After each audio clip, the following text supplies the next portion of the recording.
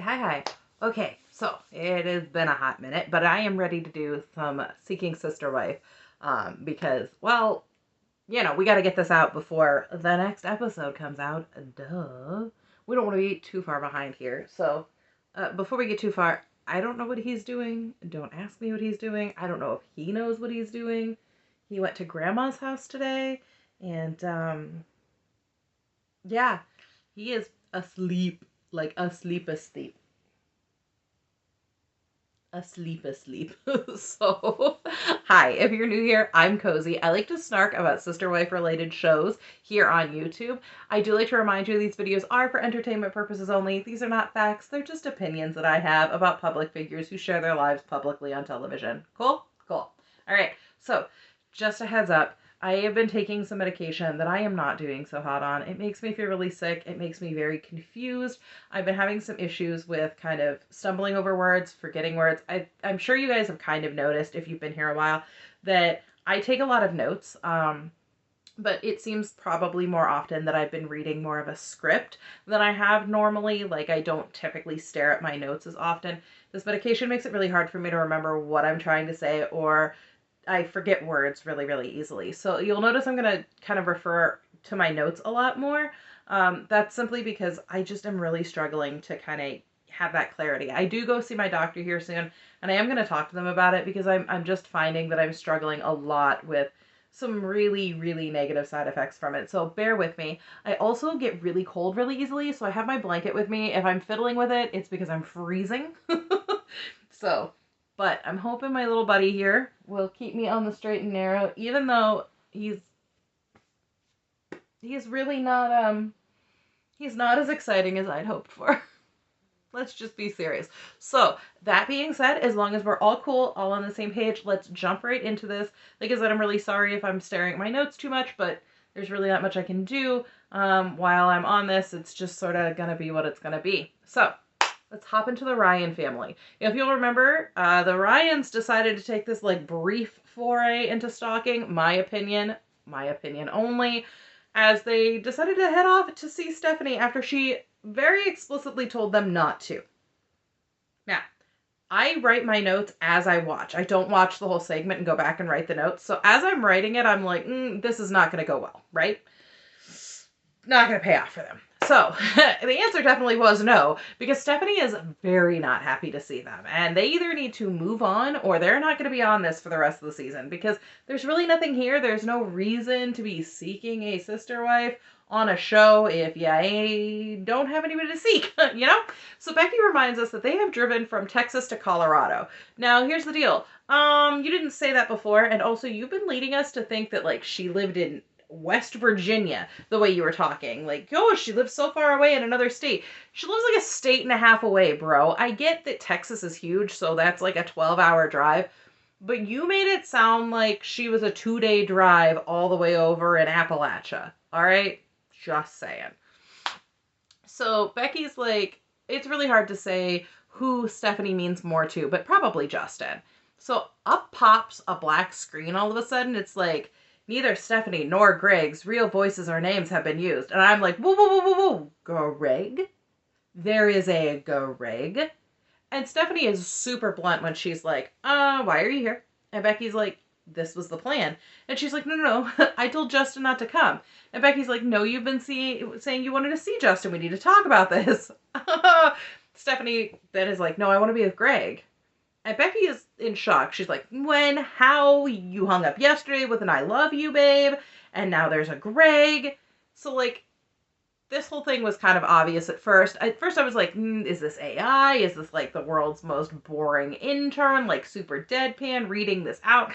And so what it seems to be is they've obviously gotten somebody to essentially reread the lines that Stephanie would have said to cover up her voice. But also, they wouldn't have had like a super high-powered mic on Stephanie, and you would have caught all of that rain noise from her and Becky, because it would have been really hard to pick up what she and Becky were saying in the rain. If you'll notice, it sounded really crisp and clear in the episode. So this would have gone back and been done later, essentially. Not really done in the moment. Maybe Becky's words, but definitely not Stephanie's. So Becky breaks down with Stephanie, and she's like, you can't do this. You don't love us? And Stephanie's like, no, I love you. I just want friendship with you. I want to be with Greg. And Stephanie is setting this boundary with her. And she's like, Greg is here. And Becky's like, is he listening to me? And Stephanie's like, no. So Justin's like, I wasn't able to put the window down, so I couldn't hear what was being said. And I wasn't going to, this isn't going the way that we wanted, obviously. And he's like, I feel helpless because I didn't want to just jump in and make the situation worse. Justin uses this helpless phrase a lot. He constantly feels helpless, I noticed. Justin doesn't want to jump in ever. He constantly lets Becky put herself out there and stays in the shadows. Just something I've really noticed about his personality, where he never really asserts himself at any moment. It's a little pathetic, if I'm being honest. Justin comes across a little pathetic because he doesn't want to get dumped. So he lets his wife get dumped for him. Let's be honest. Because he never really asserts himself in any situation. Becky went and approached Desiree. Becky's got to go get dumped by Stephanie. It is just this constant, I feel helpless, I feel helpless, I feel helpless. It doesn't come across very manly and strong. I'm just going to be 100 with you. So Becky whines at Stephanie, is like, this isn't fair to do to us. We've been in a relationship for 9 months, and don't you think you should have said I'm switching relationships? And Stephanie's like, you guys know I've always loved Greg. Oh, so you knew about Greg. The plot, much like my broccoli cheddar soup, thickens. Firstly, I love broccoli cheddar soup. I have been craving broccoli cheddar soup, which is why I bring it up. I cannot eat broccoli cheddar soup. I am lactose intolerant. And I have not bought any oat milk recently to make it. So, anyway. Becky is like super insistent that Stephanie did not tell them that she loved him sexually at all. Back this pony up. What? Back this pony all the way up. Because then it comes out. Stephanie has been on and off with Greg. And she was sleeping with Justin.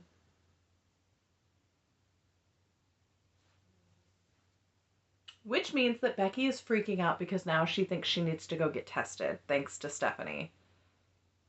Oh my. Oh my. So she stomps back to the car, and when Justin's like, what did she say? Becky's like, you don't want to know. It was worse than worst case scenario. Okay. And so Becky in confessional was like, this was the friend who was just supposed to be the friend, the best friend, you know? Kind of like that meme of you versus the guy she tells you about kind of thing. I don't know if you guys have seen that. So yeah, they probably should have been worried about it, just saying. So Becky is like super angry texting the car, and whoever she is texting, I don't know, but it is that like flying finger angry text message, because it's either the we ride at dawn friend, or she is angry texting Stephanie every nasty thing she's ever thought in her brain ever. You know what I'm saying? Because every woman either has the we ride at dawn friend or the I'm going to tell you about yourself moment. We've all been there. I know we have. But Justin asks again what was said. And at this point, he actually does need to know. And Becky's like, Stephanie can tell you herself. I'm not doing her dirty work. But she's like, Stephanie does still want to be friends with me. That ship sailed, caught on fire, and sunk to the bottom of the Marianas Trench. Come on. So in her confessional, Becky's like, we thought she was the perfect fit, and we really loved her. And she doesn't want to wonder if they're ever going to speak again, because she wants to be able to say, I'm going to cut her out of my life entirely. But she's having a really hard time walking away because she wants to be able to, you know, have a friend. Becky. Becky. Oh my goodness. Ugh. And Justin's like, it's a 12-hour ride home, so we're just going to get a hotel. But I thought the whole reason they drove up there was they already had a hotel, and so they were just not going to waste it and go up and see her. It is sounding more and more like none of that was the case. I'm sorry. This medication makes my face really numb, so I can't stop touching it because I can't feel it. I apologize. And so he says they need to figure out what her deal is. Bro, I know Becky hasn't told you, but her deal is she's done. That's it. Sorry to burst your bubble. It's over. That's her deal. So they get into the hotel, and Becky's like, what do you think? Becky, he thinks nothing because you've told him nothing. You won't tell him. So he asks a third time what was said. And once again, she's like, Stephanie needs to tell you. And he's like, well, that's not going to happen. So let me know here. And so she's like, well, Stephanie was the one in the relationship with you. Look, lady, if someone wronged my husband, I am not waiting around for them to tell him. I'm telling him. And if I have to, I'm going to make sure that they know that I told him. I will not be making anybody look good. I'm not going to go out of my way to make somebody look bad, but if you've already wronged husband and I had to be the one to find out, you already aren't coming out smelling like roses on the other side. So, like, I'm not wasting my time to pump you up. Just saying. Just saying. I will always have my husband's back over some random ladies. Just saying. But Justin keeps pushing her, saying that Stephanie's not going to tell him. So spit it out. And Becky does. And she says that Stephanie's chosen to be with her best friend. And Greg was there. And Justin says that he pushed this to the back of his mind for at least 6 months, that she could be going out with somebody else. Dude, you've only been seeing her for 9. So that's a massive red flag. He's like, 20-year-old me would have gone in and beat the guy up, but old man him feels helpless. Again, listen, I don't think 20-year-old you would have beat him up either. And he says that Greg was the friend that told Stephanie that if she was in a polygamous relationship, he wouldn't be her friend anymore. And he loves her to death, but it isn't reciprocated. Honest to goodness, when you hear that phrase, I love them to death. Have you ever heard that followed up with anything but a but? I always hear it, I love them to death, but it's always followed up with something super negative, super not great. Like a reason why that person really annoys them, or a reason why maybe they don't actually love them as much as they claim to. So that's sort of a red flag also for me. He's like, I was so blindly in love with Stephanie, and I intended to be with her the same as I was with Becky. Sounds like you already were. And he goes on to say this is super sad, but it hasn't hit him yet. And he doesn't want to mess with her. And Becky agrees. He's like, I want to go home and pray for the depression storm to leave them. And what can you do with someone who doesn't tell the truth? Seems to me like Justin not doesn't care, but just is kind of giving off this air of like, yeah, I expected this, whatever. Okay, so that was the Ryans. That's where they've left their story for now. So we're going to head over to the Seahooldens family, where Nyla and Naeem are about to have dinner with his mother again. And they're going to tell her that Keisha's ghosted them. And Nyla's not looking forward to it because she thinks Jamila's going to say the wrong thing like she always does. That's a little unfair. That's a little unfair to just kind of come right out the gate with that. And the dinner was initially planned to introduce her to Keisha, but they didn't even tell Jamila that because she's super against polygamy. And Nyla thinks it's important for Jamila to meet their potential sister wife because they don't want it to get to the point where they could be going to a family gathering and the sister wife isn't allowed to go because Naeem's mother doesn't want her there. And I get that, but this is not a great situation. Let's just be serious. Let's just start there. So Naeem just jumps in and was like, today's the day you were supposed to meet Keisha. And Jamila goes, oh, well, I guess I'm not eating, and starts to like get up like she's going to leave. And he's like, haha, nope, you got your wish. She stood us up. And Jamila's like, oh, good. I definitely see where Naeem learns his passive aggressiveness from because this whole thing is pretty passive aggressive. And he's like, yeah, thanks for your positivity. And Jamila is super honest or confessional because she's like, I was not pleased that they tried to surprise me with the person they were dating. Fair. That's fair. And she's not approving of polygamy. She's not okay with it. And so she's right. This did work out for her benefit. And Nyla says that Keisha contacted them and said she wasn't comfortable coming out at this time. And Jamila's like, guess you got to pick a new mate. And Nyla kind of laughs awkwardly, is like, yeah, I guess that's where we are. And she seems uncomfortable to call them a new mate, which is fair because I feel like that's kind of an uncomfortable phraseology. But Jamila's like, just inform me so I don't bother coming. And both of them are like, no, then we won't tell you. I'm sorry, guys. This is the very best way to get somebody to go no contact with you because you're purposely trying to overstep boundaries because of what you want to do with your lives. And that's not how it works. You don't get to force what you want on his mom and just expect her to be okay with it because you are. And I'm sorry. I understand that people want people to be accepting of what they want. And that's okay. You can want that. And unfortunately, people are going to make boundaries. You have to be respectful of people. It's just the truth. My therapist once told me we don't make boundaries because we expect people to accept them. We make boundaries because we accept ourselves. And so Jamila is making a boundary here. And unfortunately, as much as Nyla and Naeem may not approve of or accept that boundary themselves, Jamila isn't necessarily going to be forced to give that up. That's just the truth of the matter. And Naeem's like, my mother is firm in her beliefs, and she has a lot of love in her, so we'll see. No. No, I don't think that she's just going to suddenly give that up. Hi, baby! He woke up. And Jamila's like, listen, you're doing crazy stuff. And she tells him that the way they intend to live polygamy is not the Islamic way. That the households are intended to be separate. And they kind of go back and forth about whether or not the Quran says that you should or can even share a home. And Nyla's like, no. The Quran says that a man can take up to 4 wives. But what you do for one, you must do for all. You cannot treat anyone any differently than the other. And Jamila's like, why would you even put them in the same household? I would have loved to have gotten more of a discussion about this because obviously, once again, that is not something I live in my everyday life. It's not something I encounter in my everyday life. And so to hear them go back and forth was actually really interesting to me.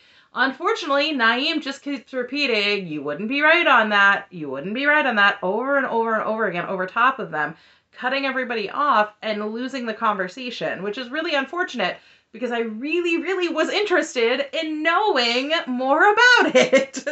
Nah.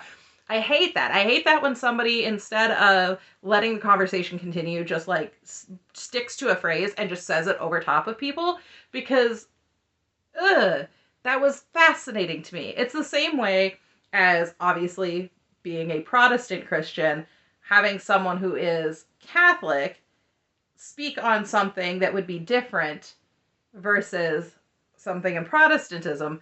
If somebody were to just kind of talk over top of it and not be able to hear it, I would be so frustrated because I'm so interested. I love that. I actually really do enjoy getting the differences between two things and hearing the back and forth. Maybe I'm weird, but I actually really enjoy that. I like learning things. I don't know. Maybe I'm just strange. But after we lose the conversation, he's like, I have a final question for you. And he's like, if we got really serious and brought someone to our household, so we're just not welcome at your house anymore. And she says, as of now, yeah, that's what I'm telling you. She's setting a firm boundary. Once again, that is a firm boundary. And that is a firm boundary she's allowed to set. That is her home. That is her residence and her place where she is safest. She is allowed to set that boundary. Again, my therapist told us, you don't set a boundary because others like them. You set a boundary because you accept yourself. She's allowed to set boundaries for her own home. We don't have to like it. We don't have to think that's okay. It is her home. And I understand that can be really complicated for people. I get it. But I think that Nyla and Naeem really are going to have to come to terms with the fact that this is something that is going to be difficult within their family, and that they cannot just keep springing it on Jamila and trying to force it onto her. If they are going to actually get her to accept this in any way, shape, or form, they are going to have to be less aggressive about it. Being aggressive about it is turning her off even more to being accepting of it. And I think that's a hard pill to swallow for a lot of people. I've had to learn that in my own life with a lot of different things. The more aggressive you are with something, the less accepting people tend to be of it, because people don't like to feel forced into accepting things. It's just the truth of the matter. It sucks, but it just is sort of human nature. And sometimes we just have to be understanding of others. So, skipping over the Davis family because they weren't here this week. We don't know what's going to go on with them until next week. I was going to go to the Merrifields. I'm going to hold off on the Merrifields till last because they make me want to tear my hair out. We're going to go over to the Sherwoods. Because actually the Sherwoods don't make me want to rip my hair out quite as badly. I am getting some vibes that maybe things are not quite as they seem. And I will give you why in just a second. But Shane and Ashley are back this week after being off last week? No, I think we saw them last week. Yes, we did. Anyway, but they're going to meet Sarah, and Shane is super nervous. This is the second date for Ashley and Sarah, and Shane is guarded after how things went with Grace. And Ashley asks, are you nervous? And he's like, of course I am. But she seems confident, and Sarah's willing to meet him, so that speaks volumes to him. And Ashley says that things felt really good with Sarah. They have a lot in common, things flow really well, but she's worried about the dynamic between Sarah and Shane. And that needs to work out too. And Ashley asks about sharing a kiss in front of Shane, and he's like, that would definitely evoke some jealousy. Holding hands might do it too. Shane says he knows that there was a kiss on the first date, and if he were to witness it, that would be something very new. He's thought of it, he's heard of it, he's not seen it. So it's definitely something very different from thinking about it versus actually experiencing it. I feel like that would be super uncomfortable. I get it. But they get to what appears to be some kind of arcade, maybe, in the beginning. And Ashley asks, what are you most nervous about? And Shane's like, your judge of character, very jokingly. And Sarah shows up, and they are going to play mini golf, it turns out. This is like some sort of like black light mini golf. It actually looks really neat, though the lights are all up, so it's not quite as exciting. I don't know if it's because they're filming or what, but I would have liked to see it, like, in its natural state with the lights down. I don't know. So Sarah's first impression of Shane is that he looks like an easy, average-going guy. A dad, you know. And I would say that's probably pretty accurate. That seems like an accurate description of Shane. And Sarah points out that usually the lights are dimmer, and she's been here before with her son, and so Ashley's like, ah ha ha, upper hand. And Shane's like, oh, so you have kids? And she's like, he's 8. Yep, I have a son. And Shane's like, oh, have you considered other kids? And Sarah shoots back, at least take me to dinner first, which is pretty good. That was a pretty good one. She's like, mini golf is not going to cut it. And already she's pretty comfortable, just like having fun, making jokes with Shane, which is pretty good. I like that she's a lot more comfortable than Grace, because Grace seemed to be really on edge with Shane all the time. And so far, he's getting a good vibe from her, thinking she's got a good sense of humor, she is pretty, and has a good head on her shoulders. So I appreciate that he's giving her a chance so far. They continue golfing, and Ashley and Sarah do begin flirting, and Shane's like, this is the first time he's seen it with his own eyes, and he guesses he feels like the third wheel. Of course he does. And Shane brings it up to the ladies, and they kind of laugh. He's like, oh, I guess, this is what it is now. And Ashley's like, I'm glad to have this physical attraction this time around, so I don't think it's really weird to flirt in front of Shane. Sarah says she feels comfortable flirting with Shane around. And she also thinks it's something he kind of wants to see, and that he wants to know that Ashley's going to feel comfortable and loved. And Shane asks Sarah, what made you agree to the second date? And she's like, oh, we had a great conversation. It was super fun. And we had a great kiss. And she's like, oh, did she tell you about that? And Shane's like, she did. Is she a good kisser? Because I have to tell her she is. And they laugh about it. And they get some food delivered to them. And Shane's like, you're not vegan or anything? She's like, no, green flag, he says. So this couple is a little bit awkward. And then things get even more awkward because Shane barrels forward very quickly. This man doesn't seem to know how to just talk and get to know somebody, because he's like, have you ever been in a dynamic like this before? Shane, no one's been in a dynamic like this before, because regardless of the sister wives aspect, which this is not really that, you're putting it on TV and that changes things a lot. Honestly, this isn't really a sister wives thing. I don't really know why you guys are on this show. And it gets even weirder because I almost never, ever get on Reddit other than Stardew Valley. And I was getting onto the Stardew Valley Reddit because I don't know how many of you play the game. There was an update recently, and I was having an issue with one of the mods that I put into the game, and I was trying to get on Reddit to figure out why was my mod not working. And I happened to go, and what pops up as a, hey, this is a subreddit you might want to follow, but seeking sister wife. And what was the post? Shane and Ashley on a dating website. And in the description, they are describing their relationship so much more like polyamory. The way that they describe it seems much more polyamorous and much less sister wife-ish. But it also kind of makes me think things definitely aren't going to work out because there was not a third person. So it just doesn't, it feels like they kind of tried to cram this dynamic just to be on the show. It's very strange. Anyway, so Sarah's like, typically I date couples, and Shane's ever long term, and she's like, no, it's been more friends with benefits than anything else.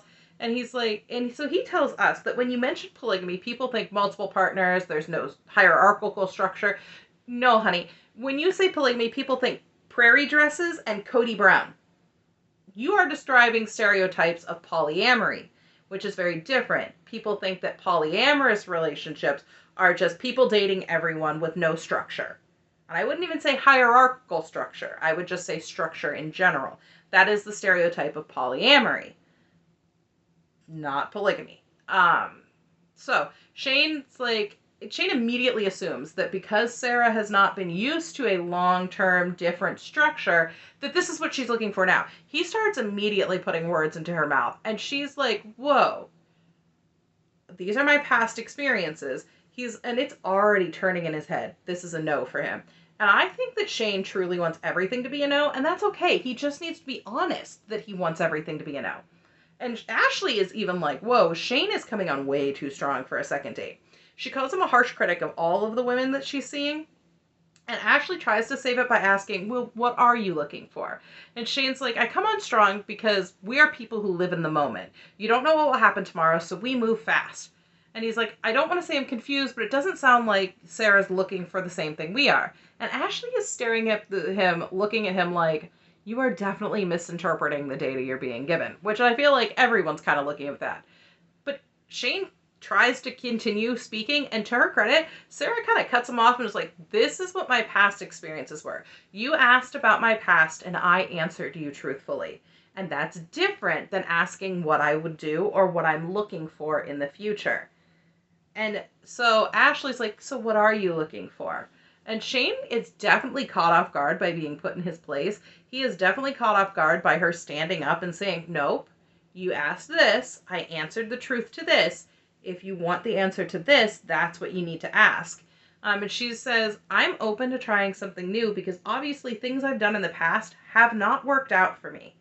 And she gets that Shane wants to protect Ashley, but at the same time, this is way too soon to tell whether or not this relationship is going to turn into a reality. And Shane bluntly tells Sarah that he and Ashley move quickly, and that if on things that they think are going to work out for them. And it's obvious that Ashley likes her, and she's here meeting him, which is great, but they've had a lot of bad luck. So it sounds like there have been plenty of people prior to Grace. They said it's been really tough getting deep into something and realizing that the person isn't on the same page. So Shane asks if she's willing to leave the life of dating other couples behind just to be with them. And Ashley asks, what do you think you need to find to be, to close the door on those more casual relationships, to sort of settle down into something more long-term? And Sarah admits, listen, my walls are high from everything that I've been through in the past, and it's going to take time to tear those down. I think that's reasonable. This is a second date. And she says, we just met. And Ashley's like, I'm not asking you to marry me tomorrow. It kind of sounds, the way you two are talking, like that's what you're anticipating. And she's like, I'm just thinking ahead. And in her confessional, Ashley says that Shane has put Sarah through her paces, and it's hard to find somebody open to their dynamic. But Sarah's been involved in plural dynamics before, and she's hopeful. And Shane's like, it sounds like you had a great first date, and I think that'd be nice to continue. And they'd like someone in their life now, not every other month, so to speak, which is what Sarah had been used to with people previous. And Sarah's like, hey, I'm really open to hanging out, getting to know each other better, getting to know each other on a different level. She likes spending time with them, and she thinks that Shane's a little stuck on Grace. And so that's a little concerning. She thinks they should spend a little bit more time together and get to know each other a little deeper. Ashley's feeling really good about Sarah, and she says that, they've all met, they've interacted in a very respectful way. Sarah's aware of what they're looking for. They have a lot of chemistry. Shane, of course, is worried about Sarah's willingness to commit. He doesn't think she's ready for this type of relationship and feels like that she's leading Ashley on. I feel like, once again, Shane is going to feel this way about literally everyone. There is never going to be anyone that's good enough. He's worried that he's got a lot working against him health-wise and wants to make sure they find the right person for Ashley. They move fast, but they need to slow this down. Shane's making it sound like he's about to die tomorrow. And so he's trying to find someone for Ashley before he goes. I don't know. I try really hard, especially now with everything that's gone on with the Brown family, not to dig super deep into people's personal lives, if there's no reason to. And so it seems a little weird to me. I don't know what's going on with Shane, but he's acting like everything could just fall apart tomorrow and Ashley needs to have somebody right there, right now. I don't know what the story is, but they are moving way too quickly. Way, way too quickly. I don't know if it's just because they're on this show or what the story is, but they have got to pump the brakes just a touch. I am stalling. I'm being honest. Everything I'm doing right now is stalling because I just don't want to talk about the Merrifields. But I have to because I am aware, very aware, that a lot of you don't watch this show because your brains will melt. I understand. Frankly, because I have pseudotumor, my brain is going to turn into pudding anyway, so it really doesn't matter what I do. That is not real health advice. My brain will not actually turn into pudding. I'm just being self-deprecating. So, I'm taking one for the team for you guys. Okay. Let's go. Garrick has decided to push forward with asking Natalia to marry him, even though she just barely forgave him for what he did the last time with being on all the dating apps after he lied to her and said that he was going to get off of them. And then it turned out that there were 10 different profiles that he lied to her about and didn't get off of, but that's going to be a whole thing, because eventually he's going to bring those back and she's just going to have to get over it, even though he promised her he wouldn't be on them while she's in Brazil waiting for her turn to come to America while they commit immigration fraud so that they can bring her over and marry her in a polygamous setting, even though they know that immigration says you can't do that. By the way, the immigration fraud thing, my opinion, but also sort of maybe kind of true. I don't know. That's up to the United States government to determine, not me. Whew, that's sort of the backstory to all of this. In a confessional, Danielle says that plural lifestyles are it's super important that sisters are committed. Not sisters. Sister wives. Ugh. Huh. Because it won't work if you're not. And she's looking down while she talks. Just talking to the floor. Talking to whatever she sees on the floor. Because she knows she's not committed to Natalia yet. She knows this. She won't say it. She's still struggling. She's still hurting. She's still very hung up on Roberta.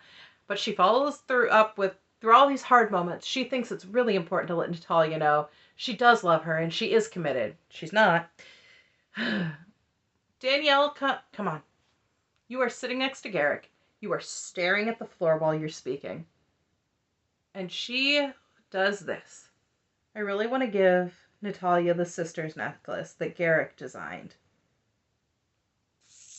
The one that symbolizes our commitment before the Lord to one another. So the ladies go and they sit and talk. Danielle has pulled Natalia aside.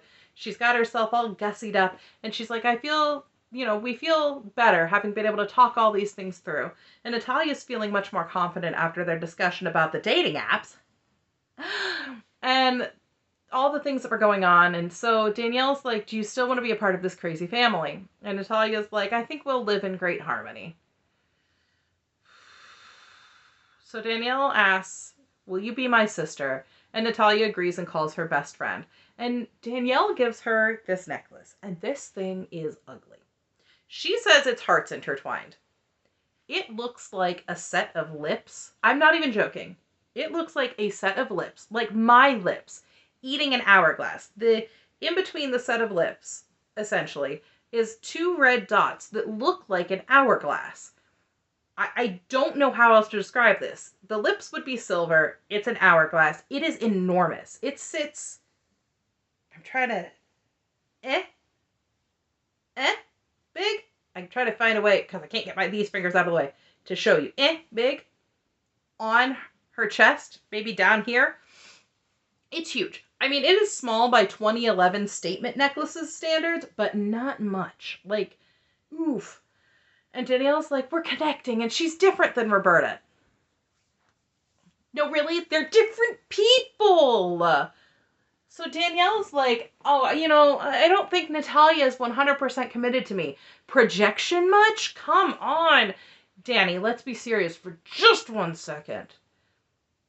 You are hung up on Roberta. You are not committed to Natalia. You are, for whatever reason, committed to Garrick. I don't get it. But Danielle leans in to kiss Natalia, and Natalia says no kisses. But Danielle kisses her cheek anyway. But she was going in for the lips kiss. I don't know what that was. I don't know. I don't understand. I can't figure it out. Natalia feels like she could open up to Danielle about anything, and she does seem to feel committed to her. I don't know. Danielle says that we should probably go get you changed. Garrick has something special planned. And Mr. Ick must have decided she was a good girl after all, and he'll still propose. I can't even. I can't believe that sentence left my mouth. Oh my gosh. But Mr. Ick is practicing his lines in Brazilian Portuguese, and he cannot get it right. You would think he would have time to figure it out by now, but Danielle's helping Natalia do her hair, and she says to Garrett, I think she knows what's gonna happen, maybe. Danielle, everyone knows. You'd have to be non-sentient to not realize something's up. Let's be serious. You've made it super obvious. And Mr. Ick shows us the ring, and it's atrocious. I'm sorry. I am trying really hard here. Garrick's jewelry designs are worse than Robin Brown's. It's not even because I don't like the guy. They just are bad. And I know you guys are like, Cozy, you're being really harsh. You're being really mean. And that's okay. You can feel that way. I will take any and all criticism. You can yell at me all you want in the comments. That's fine. But this is awful. It is impractical. It is impossible to wear. He designed this ring. It is an enormous honkin' diamond in the middle, which you could easily tell me it's cubic zirconia or lab-created white sapphire, and I'd be fine with that. Frankly, I'm actually probably looking at changing out the stone in my engagement ring to a lab-created white sapphire, so no anything there. But that's not the bad part. The bad part is that he designed it to look like a rose. It doesn't. It looks like a really messed up daisy. So it has individual petals that come off of the center. And I don't want to say that they're necessarily flimsy, but they definitely are only attached to the base. And so they would get snagged on things all of the time. And so it's got these individual petals. It allegedly looks like a rose. It looks more like a daisy. It's got this giant honking diamond. It would not be anything that you would be able to wear all the time. It would get damaged on things. It would get stuck on things. You'd have to put it in a box, trot it out for special occasions. And then it is wine colored, like a very specific wine color. So it would dictate whatever you could wear with it when you did finally trot it out. Honestly, Garrick's designs are atrocious, and he and Robin should get together and start a new jewelry line for polygamists that are just like, I don't know. At least Robin could teach Garrick how to make hearts, because whatever that necklace is, it's not intertwined hearts.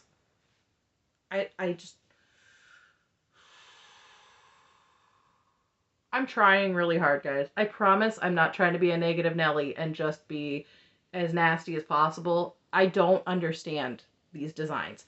Anyway, and he's like, I hope she likes this because she doesn't like fancy things. She's going to love it because this is not fancy. I have a statement ring from probably 2010 that is the same size with individual petals. And that's how I know how impractical this thing is. That was just designed for like costume jewelry purposes. And it would get caught on literally everything, but it was just designed to look fun, costumey for, whatever. Going out to brunch or something. I don't know. Just whatever. And then he goes on to claim that he was praying on a mountaintop a year ago, and God promised him a sweet rose to bring a calm and peace and heal the family's hearts. So that's why he calls her the sweet rose, and that's why he designed the ring to look like a rose. I need him to stop. I need him to just stop. So he's like, I want to honor her traditions and bring in 11 roses where she's the 12th rose. So bitesizebrazil.com says this actually is a real tradition, as 11's considered a lucky number, and a bouquet of 11 roses shows that this person's the most important person to you. It does not, however, say anything about them being the 12th rose. That isn't a thing. It has something, it's obviously about 11 being the lucky number. And so he asked Danielle, how should I put these roses out? And then he says he has to do a toast and speak in Portuguese. And so he says that he really believes Natalia is supposed to be a wife, and he claims that he and Danielle both felt right before they came on the trip. And he's no, that's wrong. Danielle did not feel that. But Danielle asks, are you nervous? And he's like, this is one of the biggest questions of my life. I'm not asking if she wants like a hamburger. And she's like, were you nervous before you asked me? And he's like, I was. And she says, you played it cool. You got this. And he says when he first met Danielle that they would go running together and they would talk about God. And he said God vocally spoke to him and said, I told Danielle to tell you something. I want you to go ask her what it is. And he went and asked her, and she said, God told me you were supposed to be my husband. And he was like, it was like a supernatural bubble just wrapped them up, and he knew she was supposed to be his wife. Okay. Okay. Okay. But they set up a spot on the deck and try to prepare, and Danielle says that she's had a lot of moments where she's had struggle. And she's had a hard time moving on with Natalia, but she thinks that this is strengthening her relationship with God and her marriage with Garrick. Natalia comes out and Garrick asks her to talk and whips out the translator. Every girl's dream, right? And he explains that he got her 11 roses. She's number 12 because she completes everything. Once again, that's a more American tradition, but whatever. He recites a speech and he is petting her again. Much like that. I hate that. Not petting Graham. I love petting Graham. I meant petting a human that way. He proposes in Portuguese, and it technically cuts off before she accepts, but it's clear she does. But it's really freaking awkward because she says yes, and then they just sit there as she's holding her hand out for the ring.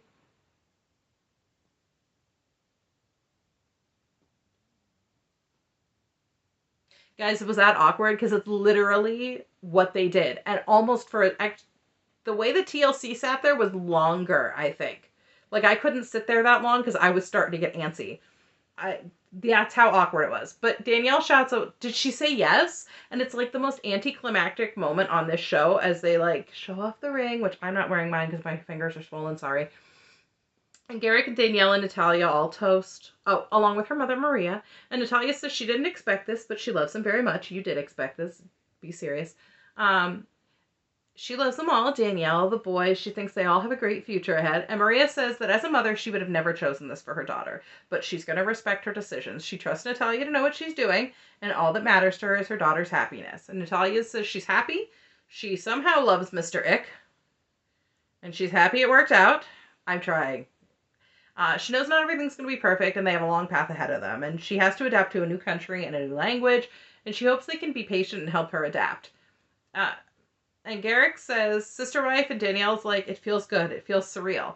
She's taking pictures of them where Garrick is extra touchy-feely. It's super gross. And Danielle's like, it's time for them to continue to get to know each other and build their relationship and bonds and time to make memories. And the producer congratulates them. So Danielle asks Garrick, Danielle's sitting on the bed. I'm going to show you because I have a blankie. Danielle is sitting on the bed. She is in a blankie. Like this. All snuggled up in a blankie, right? Sitting on the bed, and she's like, what's your plans for the night?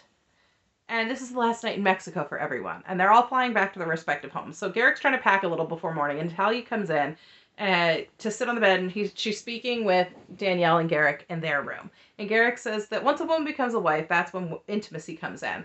And now that Natalia's committed to him for life, there will be intimacy.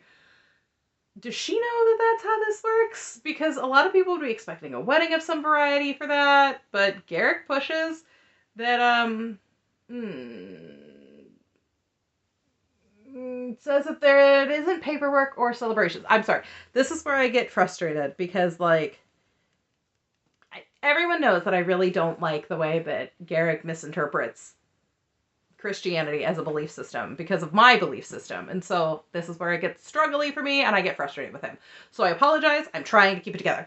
But Garrick pushes forward and says that it isn't paperwork or celebrations. It's a commitment in your heart and mind plus intimacy that make you husband and wife. Because that's their interpretation. So by essentially accepting the engagement, Natalia's already a sister wife. As long as she does the deed with Garrick.